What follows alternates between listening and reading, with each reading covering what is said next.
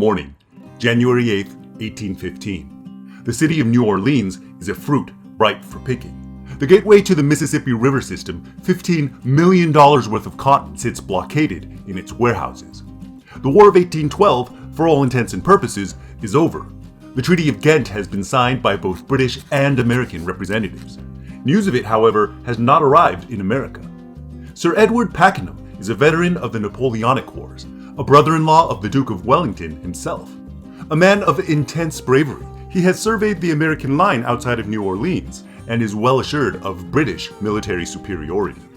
General Andrew Jackson is no less brave, and probably a little more brash.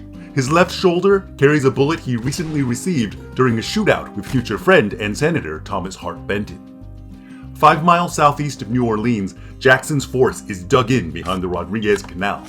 Downstream, Pakenham's men await the signal to attack. Between them, fog rolls across the Chalmette plantation, soon to be watered with the blood of men. 4 months earlier, British Captain Nicholas Lockyer sails into Barataria Bay with a proposal for the pirate Jean Lafitte. It is said that the governor of Louisiana once offered a $500 reward for Lafitte's capture, to which the pirate responded by offering a $5,000 reward for the governor's. Whatever the case, Lafitte and his network of ships have been smuggling goods in and out of New Orleans for nearly a decade, and he knows the city's surroundings intimately. The British offer Lafitte gold and a commission in the Royal Navy in exchange for his services in their planned attack on New Orleans. Lafitte, sensing that the United States can better serve his interests, instead informs the Americans of the British proposal and offers his aid in the defense of the city. Andrew Jackson, still en route to New Orleans, orders the pirate arrested. Upon Jackson's arrival, however, the undeterred Lafitte visits the general in person. By then, Jackson has recognized his need for men and, taking to Lafitte, accepts the pirate's offer. Meanwhile, upon arriving in Jamaica, British Vice Admiral Alexander Cochrane is disheartened to learn that his secret plan to invade New Orleans is not at all secret. As it is, a direct assault up the Mississippi is risky, given the river's currents, bends, and American fortifications. Yet without the shallow draft vessels necessary to navigate Lake Pontchartrain, and now unwilling to wait for them, Cochrane likewise decides against an assault from the north. Instead, he anchors his ships at the mouth of Lake Borgne and ferries troops under Major General John Keane to Bayou Bienvenue, east of New Orleans. On December 23rd, a British advance guard captures the Villere plantation, along with Creole General Jacques Villere.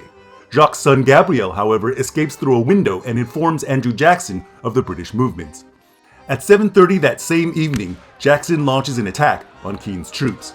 By the end of the evening's action, a British counterattack has forced the Americans back to a defensive position along the Rodriguez Canal. On Christmas Day, Edward Pakenham arrives to make preparations for what Jackson reports is sure to be something more decisive. The Americans quickly construct breastworks behind the canal, extending 1,200 yards to a cypress swamp in the east, while the canal itself is flooded to create a moat. True to his word, the pirate Lafitte provides men, powder, shot, and pistols, and advises Jackson on the construction of the fortifications.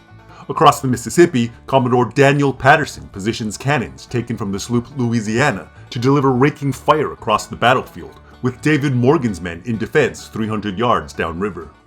Pakenham, recognizing the importance of these artillery pieces, assigns William Thornton to cross the river with 1,400 men. To bring the flatboats necessary to ferry the troops, Admiral Cochrane orders the digging of a 2-mile canal from Bayou Bienvenue. Meanwhile, an Irish regiment, the 44th, is tasked with running ahead of the main advance and throwing bundles of sugarcane into the moat, onto which ladders are to be placed against the American breastworks. Progress on Cochrane's canal flounders in the Louisiana mud. On the morning of the attack, only 500 men cross to the west bank, and the mighty Mississippi carries these 4 miles downstream of their intended landing site. Worse still, the 44th is nowhere to be seen. Their commander, Thomas Mullins, sensing that he has been sent to his execution, fails to retrieve the sugarcane and ladders necessary for the assault. Yet with light approaching, Pakenham nonetheless gives the signal to attack. The British advance under heavy fog. Earlier that morning, Andrew Jackson had moved his reserve of 1,000 Kentuckians under John Adair behind William Carroll's Tennesseans, toward which the main British column under Samuel Gibbs now advances.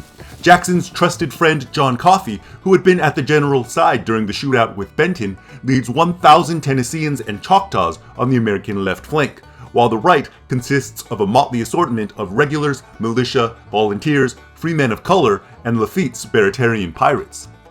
As the British advance, the fog lifts. American artillery opens fire.